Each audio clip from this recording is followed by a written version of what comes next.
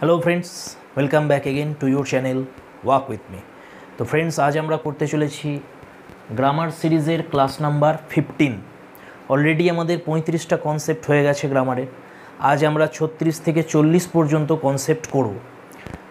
তো পরীক্ষা পিছনোর একটা সম্ভাবনা তৈরি হতে পারে এরকম শোনা যাচ্ছে, তোমরাও শুনেছো, আমিও শুনেছি। তো যদি সেরকম কিছু হয়, অফিসিয়ালি যদি জানাই কমিশন যে পরীক্ষাটা পিছিয়ে যাচ্ছে 1.5 মাস বা 2 মাস, যাই হোক, তো সেরকম সম্ভাবনা তৈরি হলে তখন আমরা গ্রামারের আরও ভিডিও আনার চেষ্টা করব, বা সিজ টুপস টু কঙ্কার এবং জাস্টিসের ওপরে ভিডিও আমি নিয়ে আসব। আর যদি সেটা না হয় তাহলে এটাই আমাদের গ্রামারের লাস্ট ভিডিও হতে চলেছে এসএলএসটির জন্য। 40টা কনসেপ্টই আমাদের থাকবে গ্রামারের। আর যদি পিছিয়ে যায় তখন আমরা আরও ভিডিও নিয়ে আসবো গ্রামারের কনসেপ্টের উপরে। ওকে, তো চলো আজকের ক্লাস শুরু করা যাক। খাতা পেন নিয়ে সবাই রেডি হয়ে যাও। তো ডিয়ার ফ্রেন্ডস, আমি ভেবেছিলাম মিটার নিয়েও ভিডিও নিয়ে আসবো, কিন্তু মিটারের যে ভিডিওটা আমি দিয়েছি সেটা মনে হচ্ছে তোমরা আপাতত এখন চাইছো না মিটারের ভিডিও দেখতে, তো সেই কারণে আমি আর নিয়ে আসছি না মিটারের ভিডিও। তো সেভাবে রেসপন্স পাইনি আমি ভিডিওটাতে। তোমরা গ্রামারের ভিডিওই চাইছো বেশি করে, তো গ্রামারের ভিডিওই নিয়ে আসছি আজকে আমি। তো চলো স্টার্ট করা যাক আমাদের কনসেপ্ট নাম্বার 36। ডিয়ার ফ্রেন্ডস, আজকের প্রথম কনসেপ্ট আমাদের কনসেপ্ট নাম্বার 36, এক্সপ্লেটিভ দেয়ার। তো এক্সপ্লেটিভ দেয়ার এই জিনিসটা কি, এটা আমরা জানবো। দেখো, আগের একটা কনসেপ্টে আমরা দেখেছিলাম যে যদি এরকম সেন্টেন্স তোমাদের দেয়, দেয়ার ইজ এ বার্ড দেয়ার। এবারে এই সেন্টেন্সটাতে এটা একটা অ্যাসার্টিভ সেন্টেন্স আমরা দেখতে পাচ্ছি। এখানে প্রথমের যে দেয়ারটা আছে, এই দেয়ারটার অ্যাকচুয়ালি কোনো অর্থ নেই, কিন্তু এটা সেন্টেন্সটাকে শুরু করতে কাজে লাগছে, অর্থাৎ ইন্ট্রোডাকশান করছে। এই কারণে এই দেয়ারটাকে আমরা ইন্ট্রোডাক্টরি দেয়ার নাম দিয়েছিলাম। ইন্ট্রোডাক্টরি দেয়ার বলে এটাকে আমরা জেনেছিলাম। কিন্তু শেষের যে দেয়ারটা আছে এর একটা অর্থও রয়েছে এবং এটা একটা প্লেস বোঝাচ্ছে ওইখানে। তো যেহেতু প্লেস বোঝাচ্ছে, এর অর্থ রয়েছে, সেই জন্য এই দেয়ারটাকে আমরা বলেছিলাম এটা হলো একটা অ্যাডভার্ব অফ প্লেস। কিন্তু এছাড়াও আরও এক ধরনের দেয়ার আছে, সেই দেয়ারটা কি?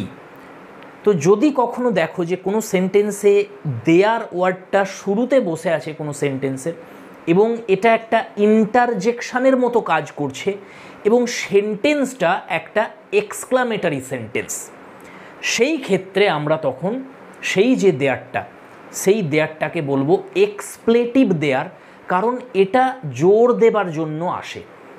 দেখো, এই যে দেয়ারটা, এটা কিন্তু জোর দেবার জন্য আসেনি, এটা মিনিংলেস একটা দেয়ার, এটা শুধুমাত্র সেন্টেন্সটাকে স্টার্ট করার জন্য এসছে। কিন্তু এরকম কোনো দেয়ার যেটা সেন্টেন্সের শুরুতে তো আসছে কিন্তু জোর দেবার জন্য আসছে, এবং সেই দেয়ারটা ইন্টারজেকশানের মতো কাজ করছে, এবং সেন্টেন্সটা একটা এক্সক্লামেটারি সেন্টেন্সের মতন দেখতে, এরকম যদি কোনো স্ট্রাকচার তৈরি হয়ে যায়, সেক্ষেত্রে আমরা দেয়ারটাকে বলি এক্সপ্লেটিভ দেয়ার। কেমন? ধরো এরকম বললো দেয়ার, তারপরে একটা exclamation mark, you have made a mistake. You have made a mistake. এবার খেয়াল করে দেখো, এই সেন্টেন্সটাতে একটা এক্সক্লামেটারি সেন্টেন্স আমরা দেখতে পাচ্ছি, এক্সক্লামেশন মার্কও রয়েছে, এবং এই দেয়ার ওয়ার্ডটার পরে এক্সক্লামেশন মার্ক রয়েছে, অর্থাৎ এই দেয়ার ওয়ার্ডটা একটা ইন্টারজেকশানের মতো কাজ করছে এখানে। এবং এই সেন্টেন্সটা দেয়ার ছাড়াও আমরা বলতে পারতাম যে তুমি একটা ভুল করেছো, কিন্তু যখনই জোর দিচ্ছি আমরা যে দেয়ার, আরে আরে তুমি তো একটা ভুল করে ফেলেছো, এই যে জোর দেবার জন্য আমরা ব্যবহার করছি এই দেয়ার ওয়ার্ডটাকে, এবং সেন্টেন্সের শুরুতে আছে এটা, তাহলে এই দেয়ারটাকেই আমরা বলি এক্সপ্লেটিভ দেয়ার। এক্সপ্লেটিভ দেয়ার। তাহলে আশা করছি এবার তোমরা চিনতে পারবে যে এক্সপ্লেটিভ দেয়ার কোনটা, আর ইন্ট্রোডাক্টরি দেয়ার কোনটা, আর অ্যাডভার্ব অফ প্লেস দেয়ার কোনটা। তো এই 3 ধরনের দেয়ার রয়েছে, সেটা তোমরা বুঝতে পেরেছো।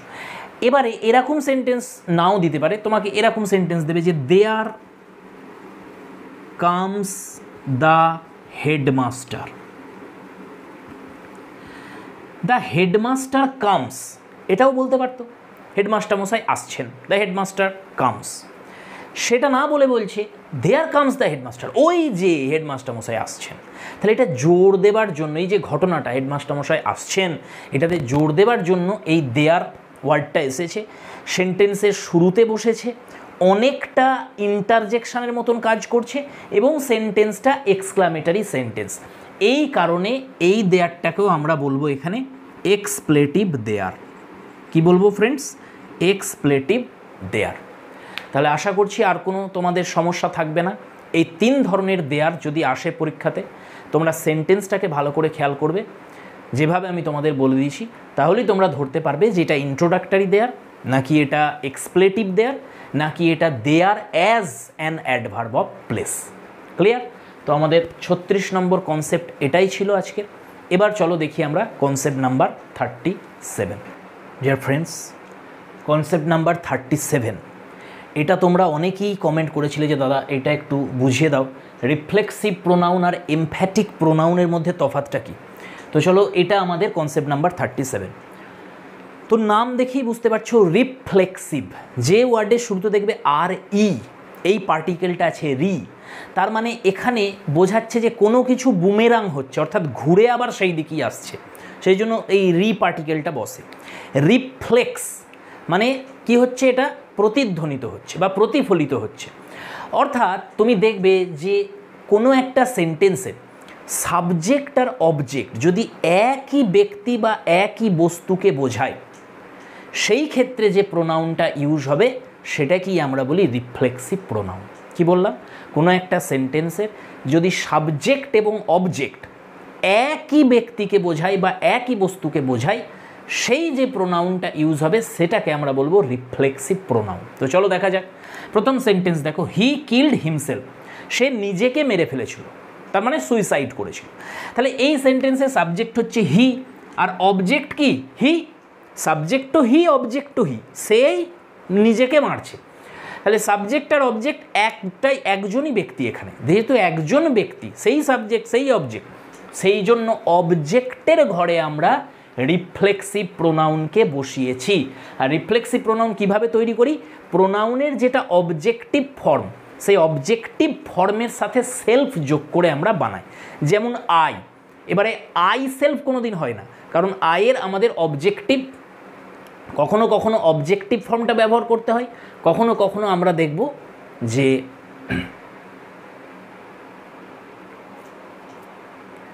কখনো কখনো আমরা অবজেক্টিভ ফর্ম ব্যবহার করি, কখনো কখনো তার পজেসিভ ফর্মটা ব্যবহার করি। তো আয়ের ক্ষেত্রে আমরা পজেসিভ ফর্মটা ব্যবহার করি, যে I my self, me self বলি না, আমরা মাই সেলফ বলি। কখনো ইংলিশের দেখবে তোমরা ড্রামা পড়ার সময় যে রাস্টিক ল্যাঙ্গুয়েজ, যেটা রাস্টিক ডায়ালেক্ট যেগুলো, সেখানে আবার মি সেলফও বলে দেয়। রাস্টিক এটা, কিন্তু এটা অ্যাকিউরেট গ্রামারের রুল অনুযায়ী কিন্তু নয়। তাহলে গ্রামারের রুল অনুযায়ী আমাদের মাই সেলফ বসাতে হবে, হিম সেলফ বসাতে হবে, হার সেলফ বসাতে হবে। তাহলে বুঝে গেছো যে রিফ্লেক্সিভ প্রোনাউন জিনিসটা কি? সাবজেক্ট এবং অবজেক্ট সেম ব্যক্তি বা বস্তুকে বোঝাবে। এবারে সেম ব্যক্তি বা বস্তুকে বোঝাচ্ছে যখন, তখন প্রোনাউনটা রিফ্লেক্সিভ হচ্ছে অবজেক্টের স্থানে। এইখানে মনে রাখতে হবে যে এই রিফ্লেক্সিভ প্রোনাউন কখনো একটা সেন্টেন্সের সাবজেক্ট হিসেবে কাজ করতে পারে না। এটা খুব ভালো করে মাথায় রাখবে। কখনো আমরা বলতে পারি না যে মাই সেলফ ইজ পীযূষ, যেমন আমার নাম পীযূষ, আমি আই অ্যাম পীযূষ বলবো, মাই সেলফ ইজ পীযূষ বলবো না। অনেক সময় স্পোকেন ইংলিশে এগুলো আমরা বলে দিই, কিন্তু যখন তোমরা কোনো ইন্টারভিউ দিতে যাবে, ইন্টারভিউ বোর্ডে যখন বসে তোমরা সেলফ ইন্ট্রোডাকশান দেবে, সেখানে কিন্তু কখনো এটা ইউজ করবে না মাই সেলফ ইজ পীযূষ। অনেক সময় প্রশ্ন করেন তারা যে এই যে মাই সেলফ ইজ অমুক, এটা কেন রং গ্রামাটিক্যালি, বা এটা সঠিক কি সঠিক নয়। তাহলে তোমরা এইভাবে ব্যাখ্যা দেবে যে রিফ্লেক্সিভ প্রোনাউনকে অবজেক্ট পজিশানেই বসাতে হয়, কখনো সাবজেক্ট পজিশানে বসানো যায় না। তাহলে দেখতে পাচ্ছ হি কিল্ড হিমসেলফ, এখানে হিমসেলফটা হচ্ছে আমাদের reflexive pronoun. Okay, I cursed my self, আমি নিজেকেই অভিসম্পাত করেছিলাম, নিজেকেই আমি অভিশাপ দিয়েছিলাম। সাবজেক্ট এবং অবজেক্ট একজন ব্যক্তি, একই ব্যক্তি, সেই কারণে এখানেও দেখো অবজেক্টের স্থানে রিফ্লেক্সিভ প্রোনাউনই বসেছে মাই সেলফ। এবার প্রশ্ন হচ্ছে তাহলে এমফ্যাটিক প্রোনাউন জিনিসটা কি। দেখো শব্দটার মধ্যেই উত্তর রয়েছে। এমফ্যাটিক মানে কি, এমফ্যাসিস দেওয়া, যেখানে জোর দেওয়া হচ্ছে, অর্থাৎ জোর দেবার জন্য যে প্রোনাউনটা বসে। এবার প্রশ্ন হচ্ছে কোথায় জোর দেবে, তাহলে হয় সাবজেক্টকে জোর দেবে অথবা অবজেক্টকে জোর দেবে, অর্থাৎ সাবজেক্ট এলিমেন্টটাকে জোর দেবে অথবা অবজেক্ট এলিমেন্টটাকে জোর দেবে। যাকেই জোর দেবে ঠিক তার পরে বসবে, এটাই নিয়ম। তাহলে দেখো হি হিমসেলফ কিল্ড হার, এই হিমসেলফটা যদি না বলতাম তাহলে কি দাঁড়াতো, হি কিল্ড হার, সে তাকে হত্যা করেছিল। কিন্তু যদি এই হিটাতে আমি জোর দিতে চাই, সেই তাকে হত্যা করেছিল, এই যে বাংলাতে আমরা একটা হ্রস্বই ব্যবহার করছি জোর দেবার জন্য, সেই তাকে হত্যা করেছিল। তাহলে এই যে জোর দিলাম আমরা, এমফ্যাসিস দিচ্ছি, কোথায় জোর দিয়েছি, সাবজেক্টে, সেই জন্য সাবজেক্টের পরে বসেছে এই প্রোনাউনটা। যেহেতু এই রিফ্লেক্সিভ প্রোনাউনটা সাবজেক্টের পরে বসেছে, সেই কারণে এই রিফ্লেক্সিভ প্রোনাউনটারই নাম বদলে হয়ে যাচ্ছে এমফ্যাটিক প্রোনাউন। আসলে তো রিফ্লেক্সিভ প্রোনাউনই এটা, কারণ সেলফ যোগ আছে, কিন্তু এটারই নাম হয়ে যায় এমফ্যাটিক প্রোনাউন কখন, যখন এটা সাবজেক্ট বা অবজেক্টকে জোর দেওয়ার জন্য আসে। দ্বিতীয় সেন্টেন্সটা দেখো, আই স কাজল হারসেলফ। যদি হারসেলফটা আমরা না বলতাম তাহলে দাঁড়াতো আমি কাজলকে দেখেছিলাম। কিন্তু যদি এরকম বলে আমি কাজলকেই দেখেছিলাম, তাহলে এখানেও দেখো সে একটা জোর দেওয়ার জন্য ই আসছে, সেই কারণে এই অবজেক্টের পরে আমরা সেলফটাকে বসাচ্ছি। তাহলে আই স কাজল হারসেলফ, কারণ জোরটা পড়ছে কাজলে। তাহলে এখানে হারসেলফটা হয়ে গেল এমফ্যাটিক প্রোনাউন, অবজেক্টকে এমফ্যাসিস করছে। এখানে হিমসেলফটা এমফ্যাটিক প্রোনাউন, সাবজেক্টকে এমফ্যাসিস করছে। আশা করছি বিষয়টা একদম ক্রিস্টাল ক্লিয়ার হয়ে গেছে তোমাদের কাছে, আর কনফিউশন থাকবে না তোমাদের যে কোনটা রিফ্লেক্সিভ আর কোনটা এমফ্যাটিক। এবার এই দুটো সেন্টেন্স একটু এক্সেপশনাল কেস হিসেবে দেখে নাও তোমরা। টেক কেয়ার অফ ইয়োরসেলফ, যেখানে দেখবে প্রিপোজিশনের পরে আসছে প্রিপোজিশনের অবজেক্ট হিসেবে সেলফটা, এটাকে আমরা এমফ্যাটিক বলবো। তাহলে টেক কেয়ার অফ ইয়োরসেলফ, যদি প্রশ্ন করি ইয়োরসেলফটা কি রিফ্লেক্সিভ নাকি এমফ্যাটিক, অ্যান্সার হবে emphatic. He wants a book for himself, তার নিজের জন্যই লাগছে, এই ক্ষেত্রে হিমসেলফটাকে অ্যান্সার করে আসবে এমফ্যাটিক প্রোনাউন, এটা রিফ্লেক্সিভ নয়। কিন্তু ক্লিয়ার হয়ে গেছে। তাহলে এই দুটো সেন্টেন্স একটু ভালো করে তোমরা নোট করে নাও, দেখে নাও, এখানে প্রিপোজিশনের অবজেক্ট হিসেবে আসছে। আর এটা তো আমি তোমাদের বুঝিয়ে দিলাম যে কখন রিফ্লেক্সিভ হবে কখন এমফ্যাটিক হবে। আর যেটা মনে রাখবে এখান থেকে, রিফ্লেক্সিভ প্রোনাউন কখনোই সেন্টেন্সের সাবজেক্ট হিসেবে কাজ করবে না। তো ডিয়ার ফ্রেন্ডস, চলো এবার আমরা যাব concept number 38। Dear friends, concept number 38, বারবার তোমরা আমাকে রিকোয়েস্ট করেছিলে যে দাদা জয়েনিংয়ের ওপরে কিছু বলে দাও। তো দেখো জয়েনিং এটা তো একটা আলাদা চ্যাপ্টার গ্রামারের, তাই না? তো এটা করাতে অনেক সময় লাগে। এখানে জাস্ট আমি একটু ছুঁয়ে যাচ্ছি জয়েনিং বিষয়টাকে। তো দেখো জয়েনিং কি, দুটো সিম্পল সেন্টেন্স তোমাকে দেবে, সবাই জানো যদিও, তবু বলে দিচ্ছি, দুটো সিম্পল সেন্টেন্স দেবে বা তিনটে সিম্পল সেন্টেন্স দেবে, দিয়ে সেটাকে জয়েন করে একটা সিঙ্গেল সেন্টেন্স বানাতে বলবে। এবারে যদি সিঙ্গেল সেন্টেন্স বানাতে বলে তাহলে তুমি সিম্পলও বানাতে পারো, কমপ্লেক্সও বানাতে পারো, কম্পাউন্ডও বানাতে পারো। কিন্তু যদি উল্লেখ করে দেয় যে join into a simple sentence, তখন আর কমপ্লেক্স বানাতে পারবে না তুমি, তখন সিম্পলি বানাতে হবে। যদি বলে দেয় join into a complex sentence, তখন কমপ্লেক্সই বানাতে হবে। আর join into a compound sentence, তখন কম্পাউন্ডই বানাতে হবে। এবার দেখো এখানে আমি প্রথমে তোমাদের যেটা দেখাচ্ছি সেটা হচ্ছে সিম্পল সেন্টেন্সে জয়েনিং আমরা কত রকমভাবে করতে পারি সেটা আমি এখানে দেখিয়েছি। কমপ্লেক্স আর কম্পাউন্ডটা আমি দেখাবো না আলাদা করে, অনেক সময় চলে যাবে। তাহলে যখন আমরা জয়েনিং করব আমাদের কম্বাইন্ড ইংলিশের ব্যাচে, তখন আমরা দেখব এগুলো ডিটেলসে। আপাতত সিম্পলটা আমি শুধু বলে দিচ্ছি, এটাই মোস্ট ইম্পর্টেন্ট।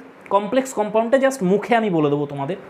তো চলো দেখো, এখানে সিম্পল সেন্টেন্সে জয়েনিং আমরা 6 রকমভাবে করতে পারি। তো 6টা এখানে ডিফারেন্ট আমি তোমাদের প্রসেস বলেছি করার। প্রথম হচ্ছে পার্টিসিপল ব্যবহার করে করতে পারি আমরা। পার্টিসিপল কি তোমরা জানো, ভার্বের ফার্স্ট ফর্মের সাথে আইএনজি, সেটা যদি অ্যাডজেক্টিভের মতন কাজ করে সেটাকে আমরা পার্টিসিপল বলি, অর্থাৎ ভার্বের ফোর্স থাকে এবং অ্যাডজেক্টিভের ফোর্স থাকে। এটা প্রেজেন্ট পার্টিসিপল। পাস্ট পার্টিসিপল হয়, পারফেক্ট পার্টিসিপল হয়, অত ডিটেলসে আমি যাচ্ছি না এখানে, কারণ পার্টিসিপল শেখাচ্ছি না, শেখাচ্ছি জয়েনিং। যাই হোক, তো এখানে যে পার্টিসিপলের কথা বলছি এটা প্রেজেন্ট পার্টিসিপল ব্যবহার করে আমরা জয়েন করতে পারি, এবং পাস্ট পার্টিসিপল ব্যবহার করেও আমরা জয়েনিং করতে পারি সিম্পল সেন্টেন্সে। সেকেন্ড হচ্ছে নমিনেটিভ অ্যাবসলিউট ব্যবহার করে আমরা জয়েন করতে পারি। নমিনেটিভ অ্যাবসলিউট কি, যেখানে পার্টিসিপল তো ব্যবহার করছি, কিন্তু সেই পার্টিসিপলের আগে তার একটা নিজস্ব সাবজেক্ট বসছে, কিন্তু সেই অংশটা সাবজেক্ট প্লাস পার্টিসিপল, সেই অংশটার সেন্টেন্সের বাকি যে অংশটা আসছে তার সঙ্গে গ্রামাটিক্যালি ডাইরেক্টলি রিলেটেড নয়। রিলেটেড তো বটে, কিন্তু ডাইরেক্টলি রিলেটেড নয় গ্রামাটিক্যালি, সেইটাকে আমরা নমিনেটিভ অ্যাবসলিউট বলি। এটা অ্যাবসলিউট কারণ এটা স্বতন্ত্র। ওকে, ইনফিনিটিভ কি তোমরা জানো, V1 2 + V1 এটাকে ইনফিনিটিভ বলে। যদি ইনফিনিটিভ আবার অনেক ধরনের হয়, আমরা অর্ডিনারি ইনফিনিটিভের কথা বলছি 2 + V1।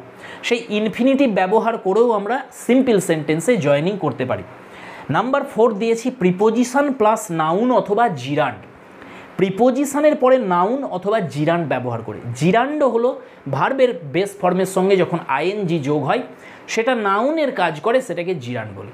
তাহলে পার্টিসিপল আর জিরান্ডের মধ্যে তফাৎটা কি করে বুঝবো? কারণ এটাও ভার্বের সাথে আইএনজি আছে, এটাও আইএনজি আছে, তাহলে বুঝবো কি করে?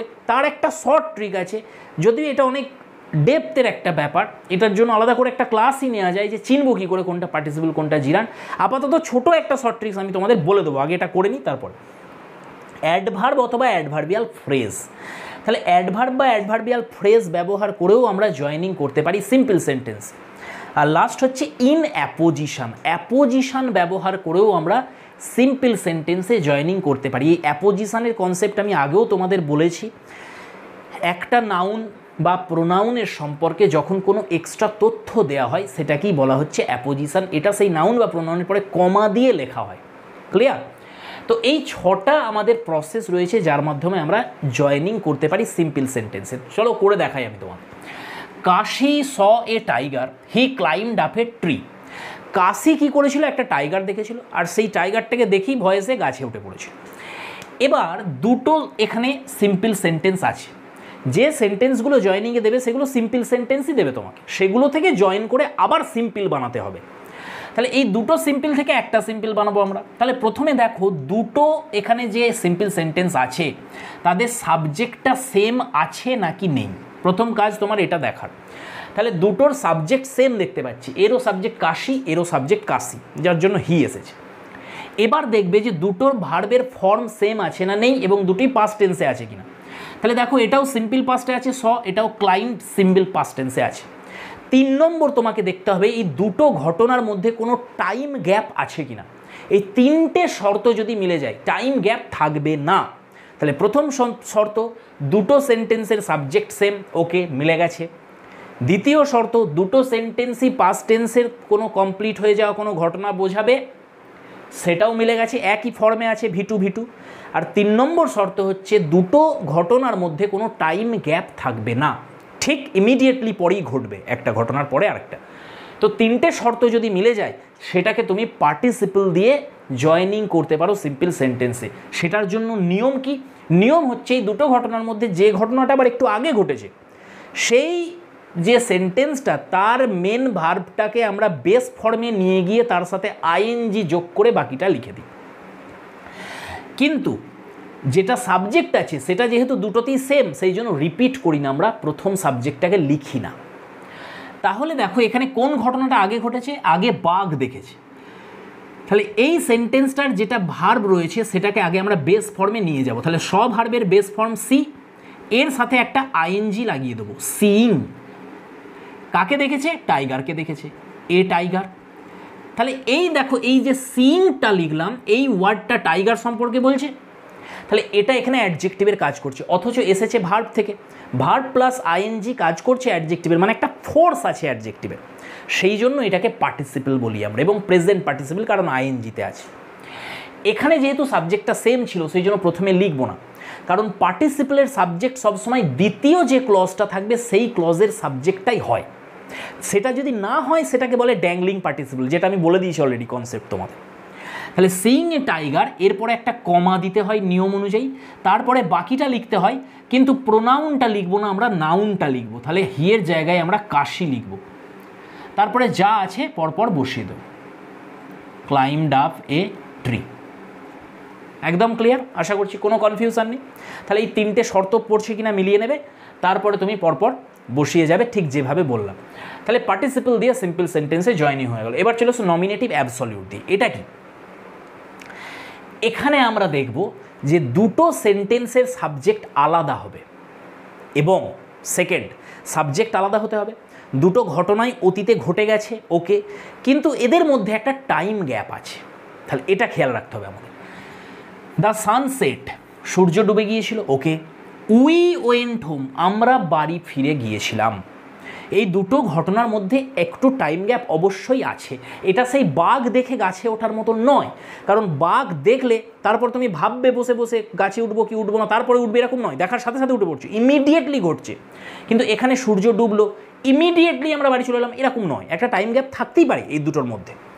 আর দুটো সেন্টেন্সের দেখো সাবজেক্ট আলাদা, এর সাবজেক্ট সান, এর সাবজেক্ট উই। তাহলে এই ক্ষেত্রে কিন্তু আমরা পার্টিসিপল লাগিয়ে করতে পারবো না। তাহলে এখানে আমাদের কি করতে হবে, নমিনেটিভ অ্যাবসলিউট ব্যবহার করতে হবে। তাহলে এই ক্ষেত্রে এই যে নমিনেটিভ অ্যাবসলিউটটা আমরা ব্যবহার করছি, নমিনেটিভ অ্যাবসলিউট ব্যবহার করার ক্ষেত্রে আমরা এখানে হ্যাভিং ভি3 লাগাবো। কেন হ্যাভিং ভি3 লাগাতে হচ্ছে আমাদের, কারণ এটাতে টাইম গ্যাপ আছে। টাইম গ্যাপ যদি থাকে ফ্রেন্ডস, সেখানে আমাদের হ্যাভিং ভি3 লাগাতে হবে। আমরা এটাকে কিন্তু এই মেন ভার্বের ফার্স্ট ফর্মের সঙ্গে আইএনজি লাগিয়ে করে দিতে পারবো না। তাহলে দেখো দ্য সানসেট, তাহলে আমরা এখানে দ্য সান যে সাবজেক্ট আছে এটাকে লিখবো, কারণ দুটো সাবজেক্ট আলাদা। এরপরে আমরা হ্যাভিং ভি3 লাগাবো, হ্যাভিং, আর এই সেট যেটা আছে এই সেটের ভি3 লাগাবো, সেটের ভি3 সেটই হয়। তাহলে দ্য সান হ্যাভিং সেট, এরপরে কমাটা দেবো, তারপরে যেটা আছে পরপর বসিয়ে দেবো, উই ওয়েন্ট হোম। তো এইখানে খেয়াল করে দেখো দ্য সান হ্যাভিং সেট, এর সঙ্গে গ্রামাটিক্যালি এর পরের অংশটা ডাইরেক্ট রিলেশন কিন্তু নেই। এবং এখানে যেটা আমরা দেখতে পাচ্ছি, এই যে হ্যাভিং এইটুকু অংশ, এই যে পার্টিসিপেলটা, এর আবার একটা নিজস্ব সাবজেক্টও আছে আমরা দেখতে পাচ্ছি।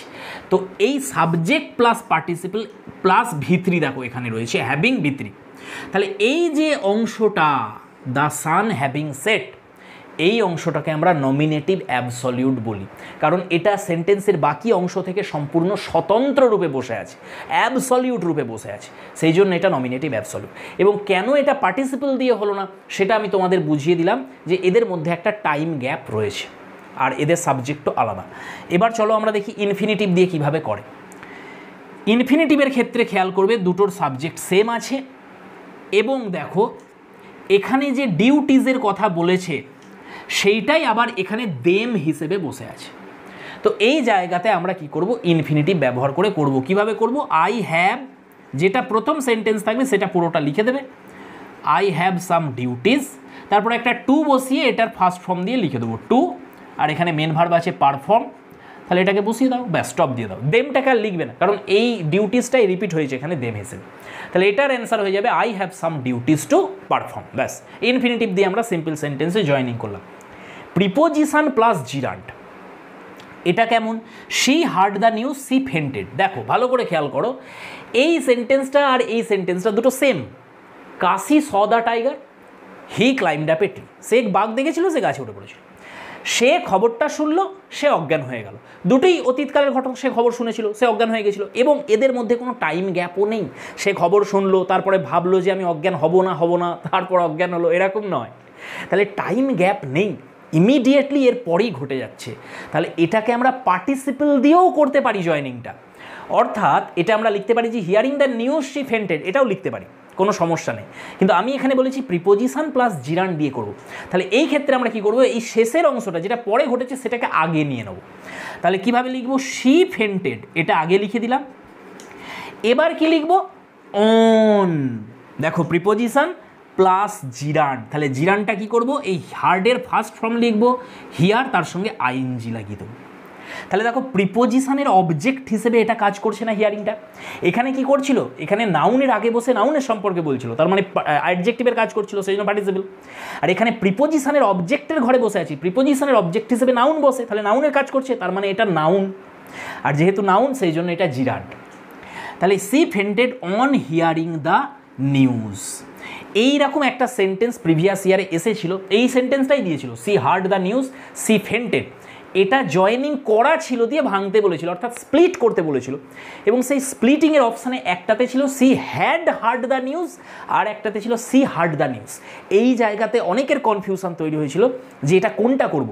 সি ফেন্টেডটা সি ফেন্টেড হবে পাস্ট টেন্স সিম্পল পাস্ট, বুঝতে পারছি, কিন্তু আমরা এটাও জানি যে টেন্সের একটা নিয়ম আছে, দুটো ঘটনা অতীতে ঘটে গেছে, একটা আগে একটা পরে, তাহলে একটা হ্যাড V3 হয় আর একটা V2 হয়, সেইটা কি অ্যাপ্লাই হবে এখানে? না, কখনো না।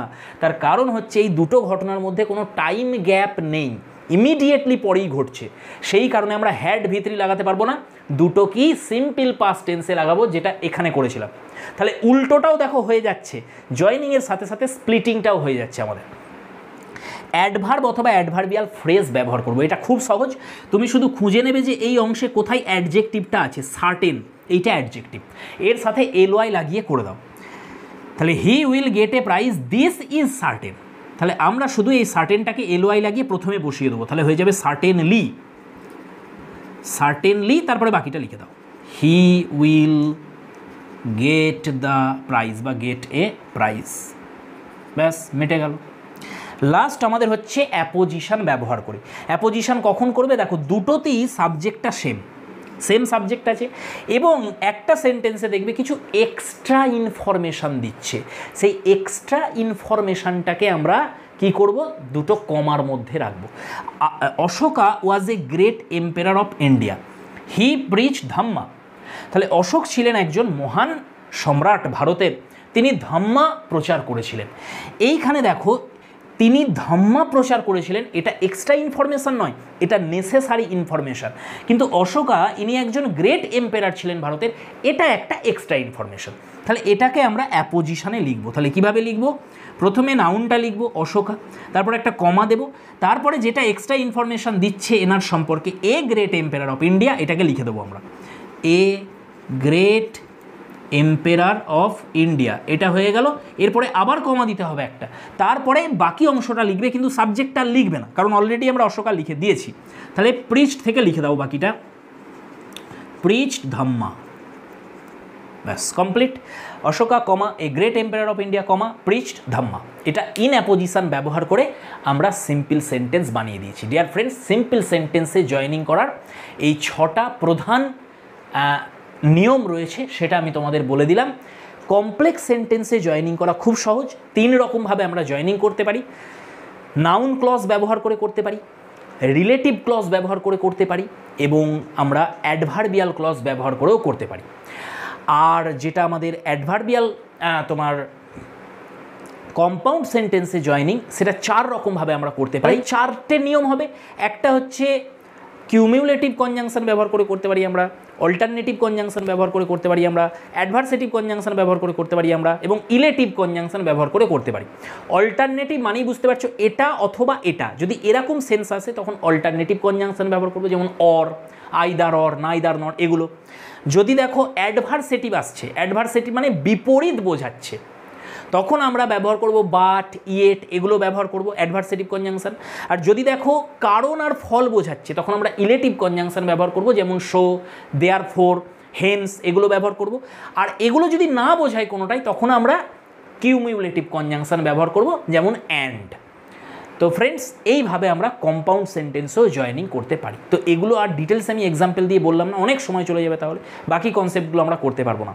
তাহলে শর্টে একটা জয়েনিংয়ের কনসেপ্ট তোমরা পেয়ে গেলে। চলো নেক্সট কনসেপ্ট আমাদের হবে কনসেপ্ট নাম্বার 39। সেটা হবার আগে পার্টিসিপল আর জিরান্ডের একটা ছোট্ট আমি তোমাদের চেনার একটা ট্রিক বলে দিই। ডিয়ার ফ্রেন্ডস, দেখো পার্টিসিপল আর জিরান্ড এই দুটো চেনার জন্য একটা ট্রিক হচ্ছে, জিরান্ড যেখানে হবে সেখানে ফর ইউজ করা যাবে, কিন্তু পার্টিসিপল আমরা ফর ইউজ করতে পারবো না। কখন করতে পারবে এটা? দেখবে বাঁ দিকে আছে জিরান্ড বা পার্টিসিপল যে ওয়ার্ডটা সেটা আছে, তারপরে একটা নাউন আছে।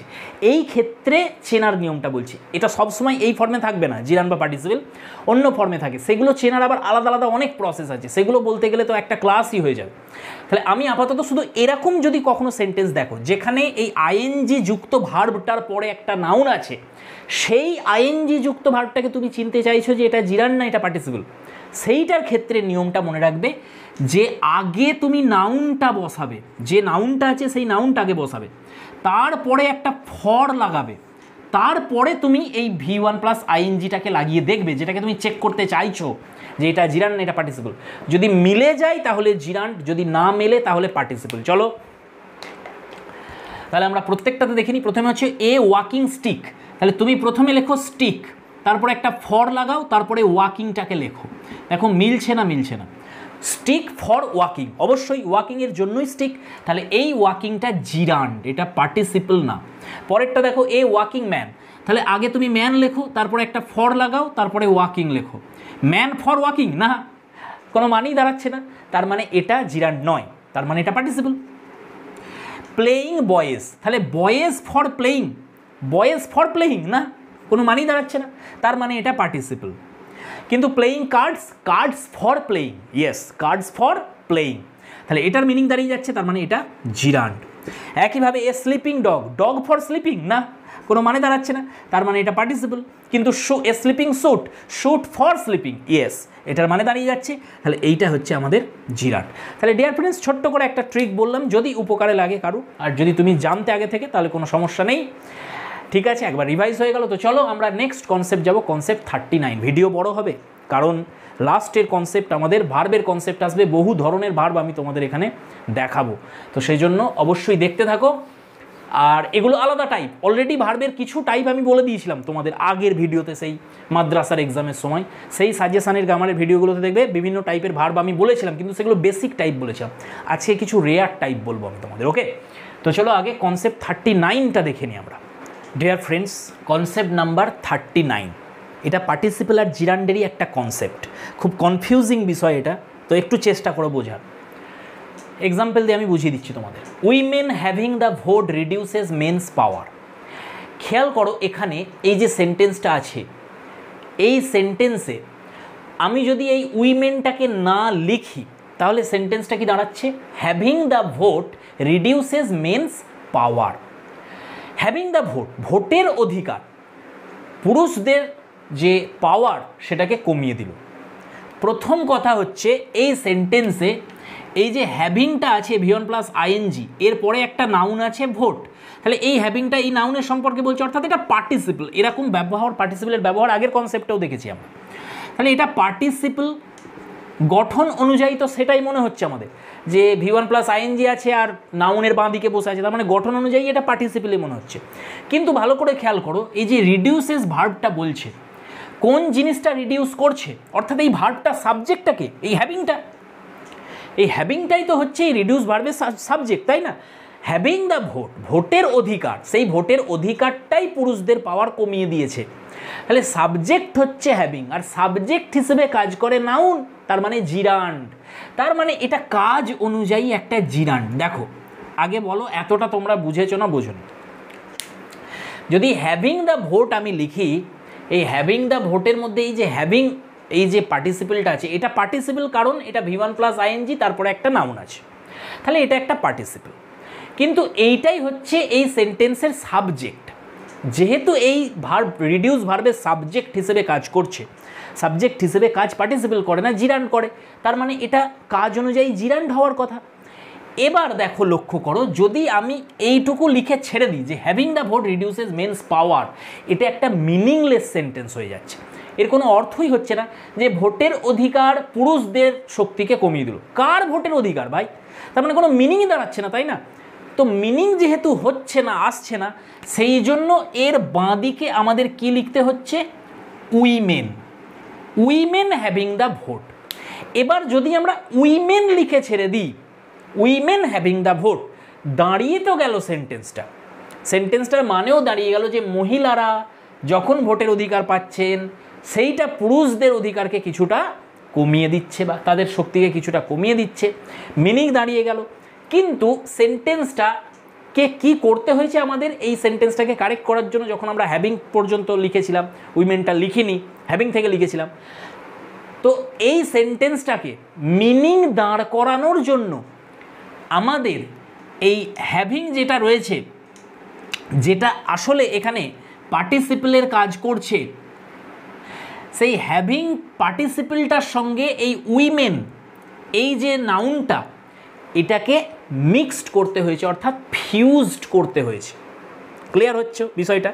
তাহলে যেহেতু এই পার্টিসিপেলের সঙ্গে এই নাউনটাকে আমরা ফিউজড করেছি, এই সাবজেক্টটাকে ফিউজ করেছি, সেই জন্য এই পার্টিসিপেলটাকে আমরা বলবো ফিউজড পার্টিসিপল। Fused participle. এবার দেখো, যেহেতু এটা আমি বললাম কিসের কাজ করছে, আসলে কাজের দিক থেকে এটা জিরান্ড, এটা পার্টিসিপল নয়, সেই কারণে আমরা এখানে উইমেন লিখে ছেড়ে দিতে পারি না।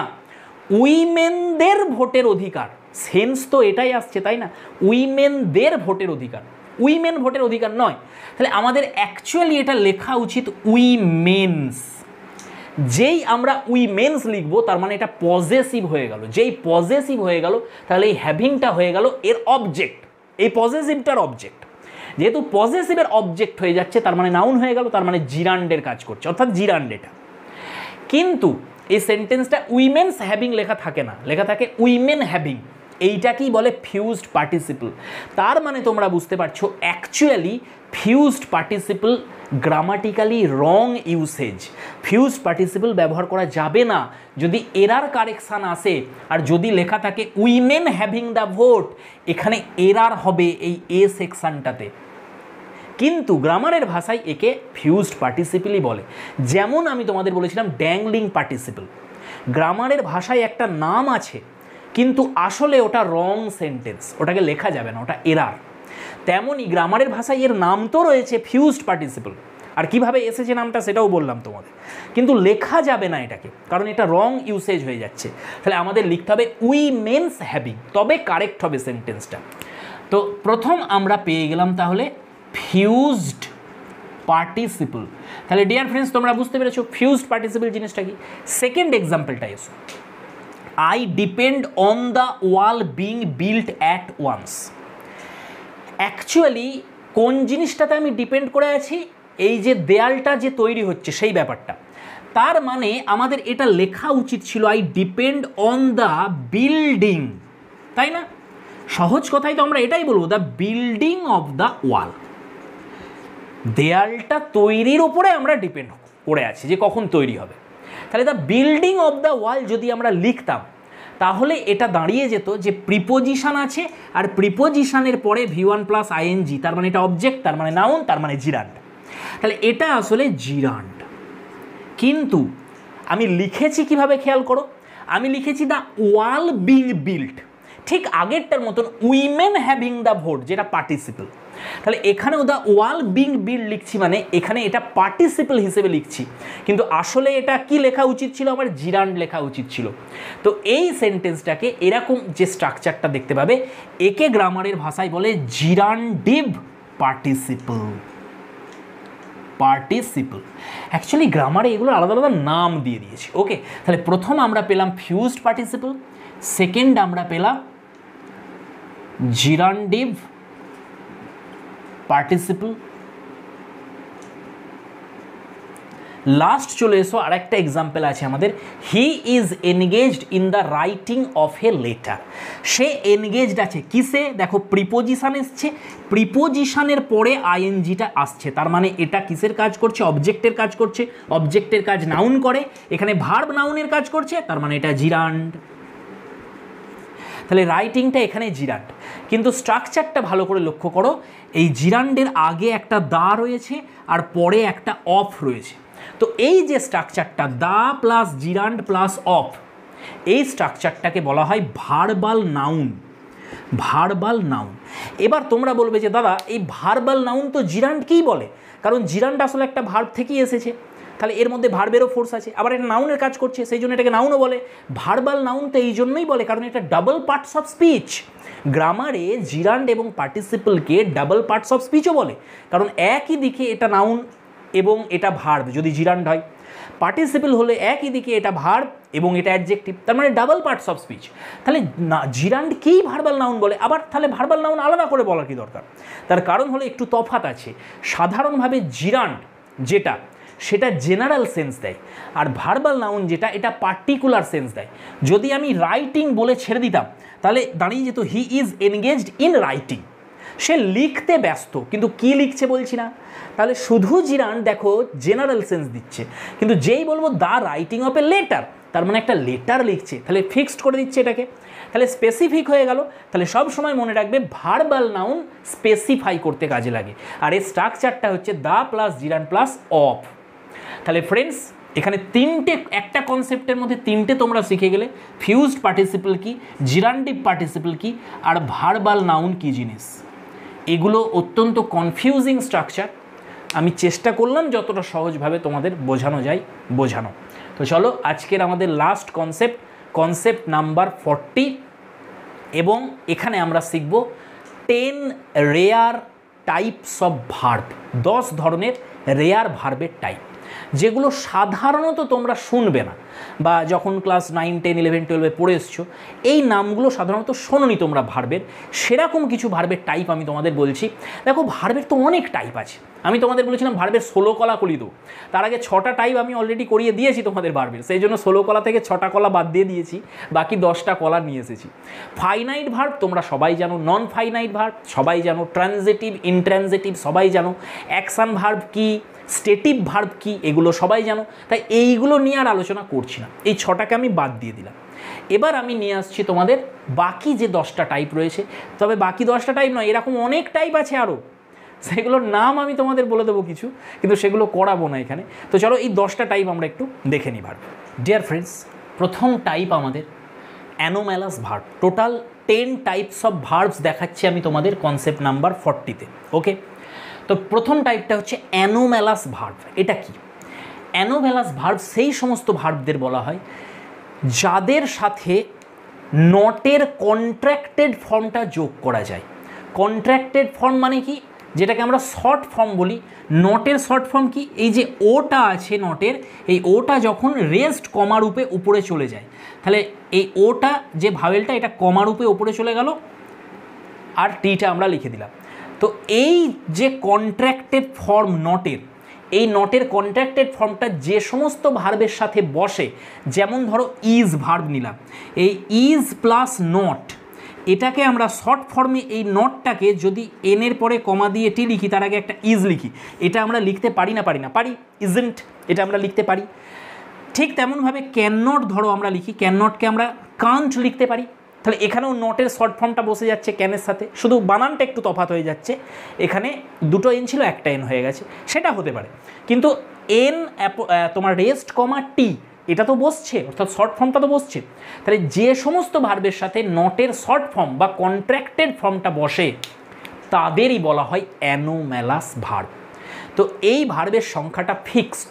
এরকম 24টা ভার্ব আছে যারা অ্যানোম্যালাস রূপে কাজ করে, এইখানে আমি লিখে দিয়েছি সেগুলো।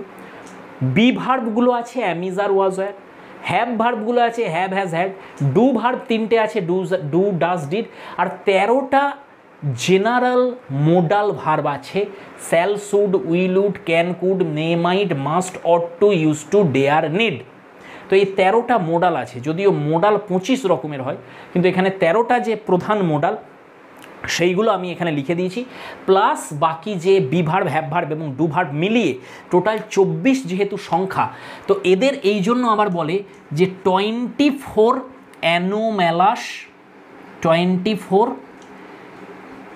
অ্যানোম্যালাস ফাইনাইট, কারণ এগুলো সব ফাইনাইট ভার্ব ফ্রেন্ডস, সেই জন্য এদের বলে 24 অ্যানোম্যালাস ফাইনাইট। আবার এদের বলা হয় 24 ফ্রেন্ডস অফ নট। এরা হচ্ছে নটের 24 জন বন্ধু। ক্লিয়ার হয়ে গেছে? তাহলে এই হচ্ছে আমাদের অ্যানোম্যালাস ভার্ব, যার সংখ্যা 24। চলো নেক্সট টাইপ দেখি আমরা। আমাদের সেকেন্ড টাইপটার নাম হচ্ছে ডিফেক্টিভ ভার্বস। এই ডিফেক্টিভ ভার্বস জিনিসটা কি? সাধারণভাবে আমরা জানি যে একটা ভার্বের সাথে আমরা কিছু পার্টিকেল যখন অ্যাড করি, তখন তার একটা আমরা তোমার অন্য ফর্ম দেখতে পাই। কখনো কন্টিনিউয়াস ফর্মের জন্য আমরা পার্টিকেল অ্যাড করি, কখনো আমরা থার্ড পারসন সিঙ্গুলারের জন্য অ্যাড করি, কখনো ইনফিনিটিভ বানানোর জন্য কিছু অ্যাড করি বাঁ দিকে বা ডান দিকে। যেমন ধরো আমি বললাম যে গো, এই গো ভার্বটাকে কন্টিনিউয়াসে নিয়ে যাওয়ার জন্য আমরা একটা নতুন ফর্ম, এর ডেরিভেটিভ ফর্ম যেটাকে বলা হয়, সেটা হচ্ছে আইএনজি। তাহলে গোয়ের শেষে যদি আমি আইএনজি লাগিয়ে দিই, এটা ডেরিভেটিভ হয়ে গেল গোয়িং, এটা কন্টিনিউয়াস হয়ে গেল। আবার যদি আমরা এর সাথে ইএস লাগিয়ে দিই, তাহলে এটা থার্ড পারসন সিঙ্গুলার হয়ে গেল। তেমনই যদি আমরা একটা টু লাগিয়ে দিই এর বাঁ দিকে, তাহলে ইনফিনিটিভ হয়ে গেল। তাহলে এই গোয়িং, গোজ, টু, গো, এইগুলো হলো এই গো ভার্বের ডেরিভেটিভ, যেটা পার্টিকেল বাঁ দিকে বা ডান দিকে অ্যাড করে তৈরি হয়েছে। কিন্তু এরকম কিছু ভার্ব আছে যাদের এই নিয়মিত যে ডেরিভেটিভ ফর্মগুলো, এদের রেগুলার ডেরিভেটিভ ফর্ম বলে, এগুলো নেই যাদের, তাদেরই বলা হয় ডিফেক্টিভ ভার্বস। আর এগুলো অন্য কোনো ভার্ব নয়, এগুলো মোডাল ভার্বগুলো। যেমন ধরো আমি এখানে ক্যানকে নিলাম, তাহলে তুমি বলো এই ক্যানের সঙ্গে আইএনজি যোগ করে আমরা ক্যানিং এরকম লিখতে পারে কি কখনো? না, কখনোই লিখতে পারি না। দ্বিতীয় কথা হচ্ছে আমরা এই ক্যানের আগে কি টু বসাতে পারি ইনফিনিটিভ ফর্ম করার জন্য? টু ক্যান, না, এরকমও করতে পারি না। তাহলে রেগুলার ডেরিভেটিভ আমরা বানাতেই পারছি না মোডাল ভার্বগুলোকে, সেই কারণে এদের বলা হয় ডিফেক্টিভ ভার্ব। তাহলে এইখানে দেখতে পাচ্ছ যে আমরা 13টা মোডাল ভার্ব লিখেছি, এগুলোই হচ্ছে আমাদের ডিফেক্টিভ ভার্বস। তো চলো আমরা টাইপ নাম্বার 3 দেখি এবার। Dear friends, type number 3 catenative verb, যার আরেকটা নাম হচ্ছে চেন ভার্ব। এটা কি জিনিস? যখন দেখবে কোনো একটা ভার্বের পরে আর একটা ভার্ব আসছে, তখন আমরা কি দেখতে পাবো যে একটা ভার্বের চেন তৈরি হয়েছে, সাবজেক্ট, তারপর একটা ভার্ব, আবার একটা ভার্ব, কখনো আবার একটা ভার্ব। তো এই যে চেন তৈরি করে এই ভার্বগুলো, সেই জন্য এদের বলা হয় ক্যাটেনেটিভ ভার্ব। সাধারণভাবে এর যে স্ট্রাকচারটা হয় সেটা হচ্ছে একটা ফাইনাইট ভার্ব আসবে, তারপরে অবশ্যই নন ফাইনাইট ভার্ব আসবে, আর একটা ফাইনাইট কখনো আসতে পারবে না, ফাইনাইটের পরে নন ফাইনাইট আসবে। তো যেহেতু ফাইনাইটের পরে আবার একটা চেন হিসেবে আরেকটা ভার্ব আসছে, সেই জন্য এই ফাইনাইট ভার্বটার নাম হচ্ছে ক্যাটেনেটিভ। এই নন ফাইনাইটটার নাম কিন্তু ক্যাটেনেটিভ নয়। যে ফাইনাইটটার পরে চেন হিসেবে আরেকটা ভার্ব আসছে নন ফাইনাইট রূপে, সেই ফাইনাইটটার নাম কি? ক্যাটেনেটিভ। ডিয়ার ফ্রেন্ডস, অনেক সময় কি হয়, এই প্রথমেরটাও আবার নন ফাইনাইট হয়। যেহেতু নন ফাইনাইট প্রথমেরটা হয়ে গেল, তারপরে একটা নন ফাইনাইট এলো, তখন এই নন ফাইনাইটটাকেও আমরা ক্যাটেনেটিভ ভার্ব বলতে পারি। একটাই মাত্র ক্ষেত্র আছে, সেটা আমরা দেখব। এইখানে যেটা মনে রাখতে হবে তোমাদের, সেটা হচ্ছে হেল্পিং ভার্ব কখনোই ক্যাটেনেটিভ হবে না। এইটা তোমরা নোট করে নাও খাতায় ভালো করে। হেল্পিং ভার্ব কখনোই ক্যাটেনেটিভ ভার্ব হবে না। তাহলে ক্যাটেনেটিভ ভার্ব যেটা 99% তোমরা দেখতে পাবে, একটা ফাইনাইট ভার্ব, তারপরে একটা নন ফাইনাইট ভার্ব। এই স্ট্রাকচারে এই ফাইনাইট ভার্বটাকে আমরা ক্যাটেনেটিভ বলি। কিছু কিছু ক্ষেত্রে নন ফাইনাইটকেও বলা হবে। কোথায় সেটা আমরা দেখবো এখনই। চলো নিচেই চলে আসি আমরা এক্সাম্পলে। আই ওয়ান্ট টু গো, এখানে ওয়ান্ট হচ্ছে একটা ফাইনাইট ভার্ব, এরপরে টু গো এটা ইনফিনিটিভ। ইনফিনিটিভ মানে নন ফাইনাইট। নন ফাইনাইট ভাই 3 ধরনের, নন ফাইনাইট ভার্ব 3 ধরনের হয়। এটা ইনফিনিটিভ হতে পারে, এটা জিরান্ড হতে পারে, এটা পার্টিসিপল হতে পারে। তাহলে এখানে ইনফিনিটিভ আছে, এটা নন ফাইনাইট ভার্ব। তাহলে দেখো একটা চেন তৈরি হলো ভার্বের।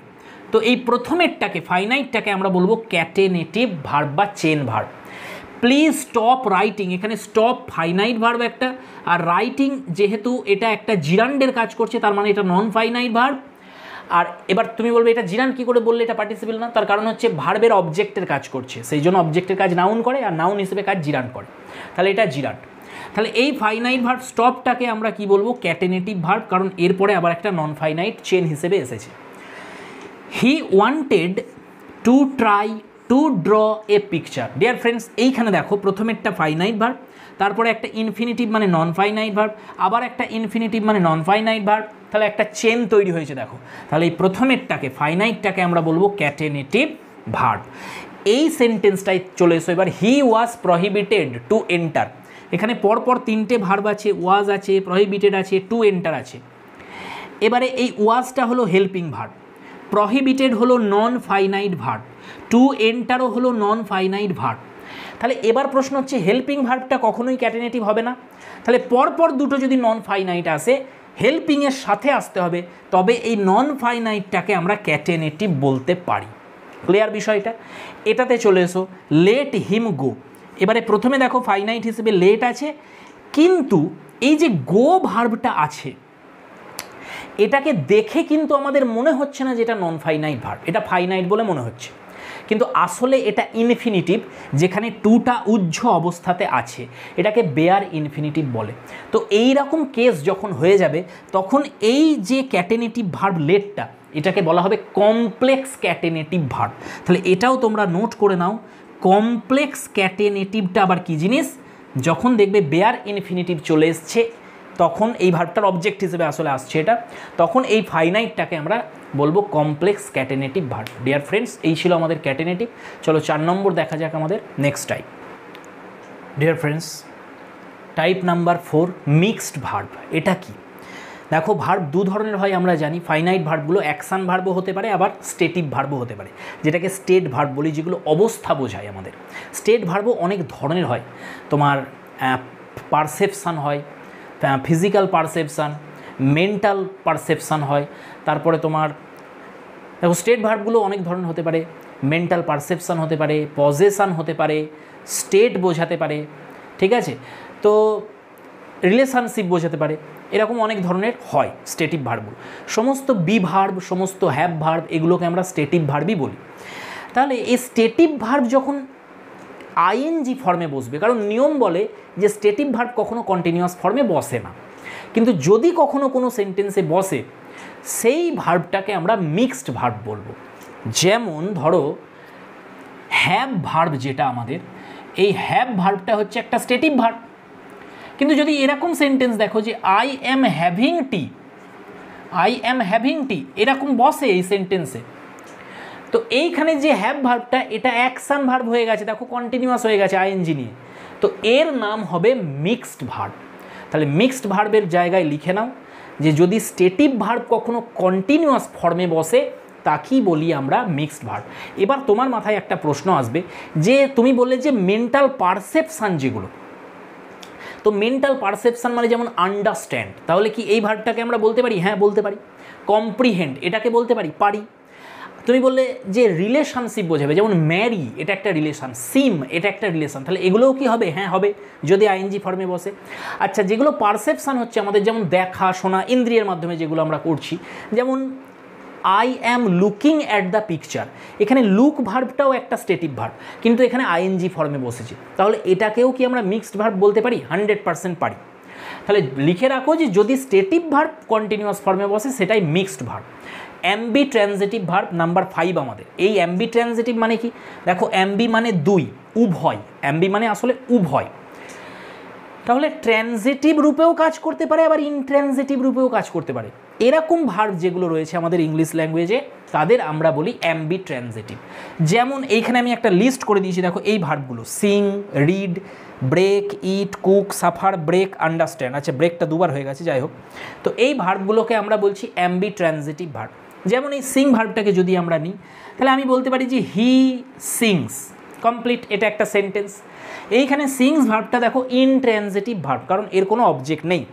কিন্তু আমি যদি বলি যে হি সিংস এ সং, তাহলে এইখানে সিং ভার্বটার একটা অবজেক্ট আছে এ সং, তাহলে একই ভার্ব কখনো ইনট্রানজিটিভ কখনো ট্রানজিটিভ, তো এই ভার্বটাকেই আমরা বলি অ্যাম্বি ট্রানজিটিভ ভার্ব। ক্লিয়ার হয়ে গেছে বিষয়টা? তাহলে এখানে আমি লিখেও দিয়েছি আরও কয়েকটা এরকম অ্যাম্বি ট্রানজিটিভ ভার্ব, এগুলো তোমরা লিখে নাও, চাইলে এগুলো দিয়ে সেন্টেন্স বানাতে পারো তোমরা। তো চলো নেক্সট 6 নম্বর দেখি। ডিয়ার ফ্রেন্ডস, এবার দেখো ফ্যাক্টেটিভ ভার্বস, এটা 6 নম্বর টাইপ আমাদের ভার্বের। ফ্যাক্টেটিভ ভার্বসেরই আরেকটা নাম আছে, একে transitive verbs of incomplete prediction এটাও বলা হয়।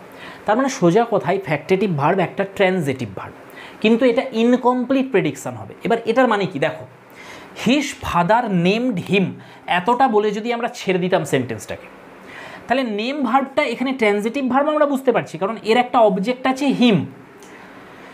কিন্তু এই ট্রানজিটিভ ভার্ব যখন অবজেক্ট পায় সাধারণত এর সেন্সটা কমপ্লিট হয়ে যায়, কিন্তু এই ক্ষেত্রে দেখো সেন্সটা কমপ্লিট হলো না।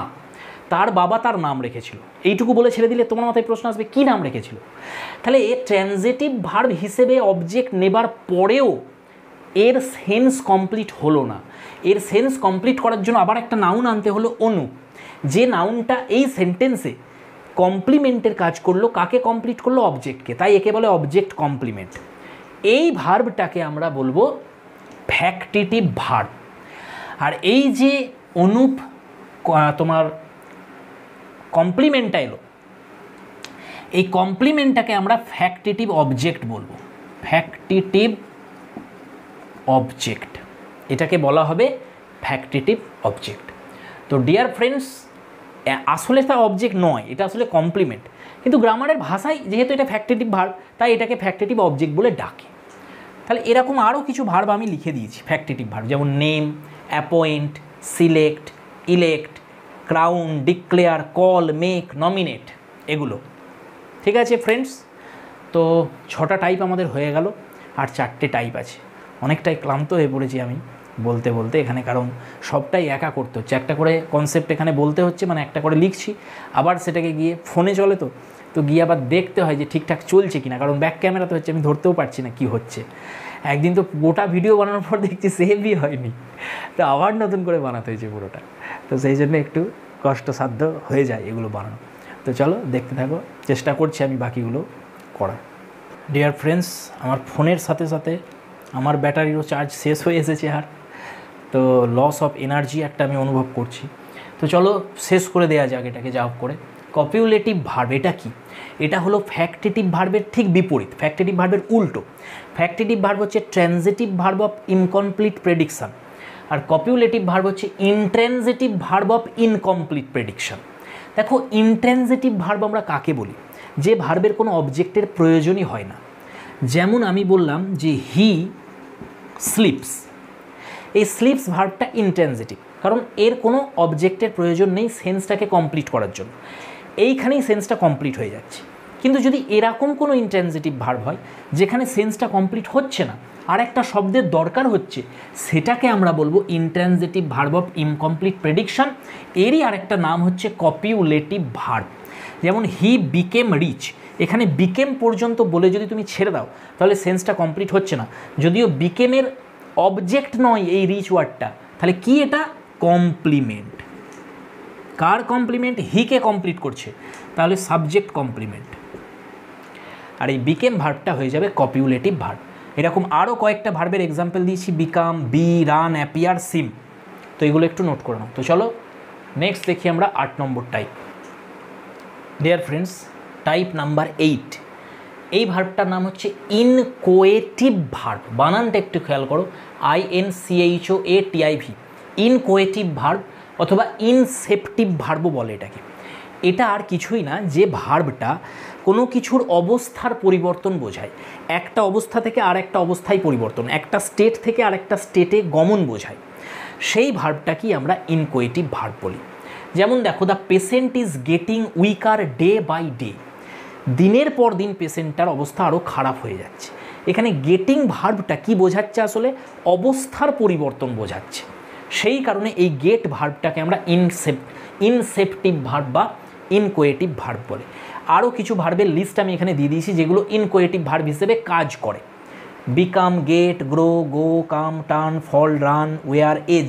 এজ নাউনও হয়, এজ ভার্বও হয়। এখানে ভার্ব তুমি বলবে দাদা বিকাম ভার্বটা একটু আগে তো তুমি বললে কপিউলেটিভ ভার্ব। হ্যাঁ, যখন ওই সেন্টেন্সটাতে বসবে তখন হবে কপিউলেটিভ।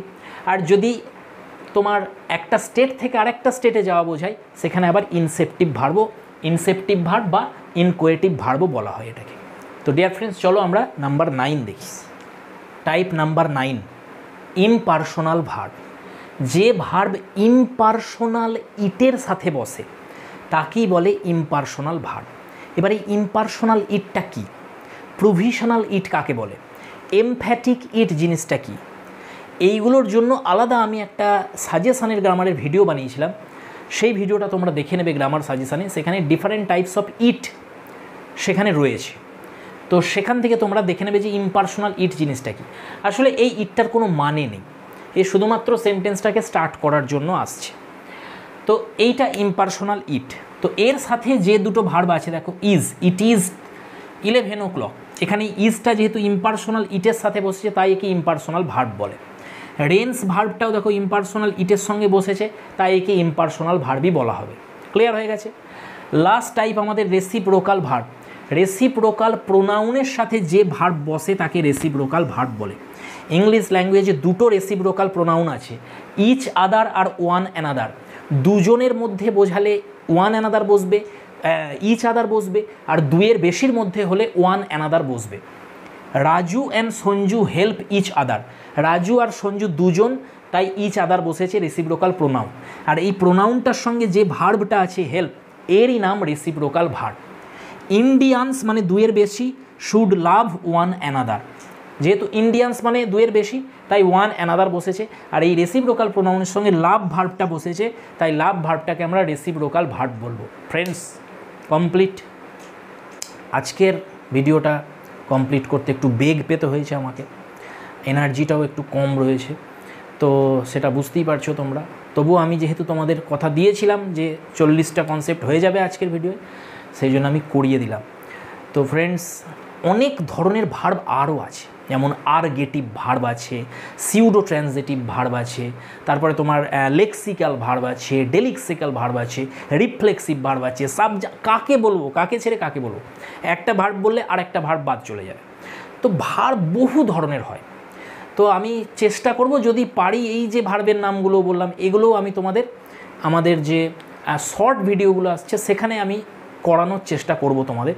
তবে যদি পরীক্ষার ডেট না পিছোয় তাহলে আমাদের আর কোনো গ্রামারের ভিডিও এখানে লং ভিডিও আসবে না, এখানেই আমরা শেষ করব। এই 40টা কনসেপ্টই তোমাদের জন্য উপকারী সিদ্ধ হবে, এটা আমার বিশ্বাস।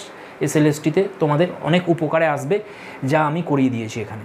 যদি ডেট পিছোয় তখন আবার আমি ভাববো যে কোনো ডেডিকেটেড টেন্সের ওপরে কোনো ভিডিও আনা যায় কিনা, বা অন্য কোনো চ্যাপ্টারের ওপরে কোনো ভিডিও আনা যায় কিনা, বা আরও 10টা কনসেপ্ট করানো যায় কিনা, ঠিক আছে। আর যদি ডেট পিছোয় অবশ্যই সিস টুস টু কঙ্কারটাকেও আমি পড়ানোর চেষ্টা করব, সময় হলে জাস্টিসও পড়াবো, ওডও পড়াবো, যদি টাইম বেশি পাওয়া যায় তখন। আর যদি না পিছোয় তাহলে কিন্তু 25 তারিখের পর আশা করছি আর ভিডিও আনতে পারবো না আমি। তো থ্যাঙ্কস ফর ওয়াচিং, দেখা হচ্ছে পরের ভিডিওয়। Keep smiling and stay blessed.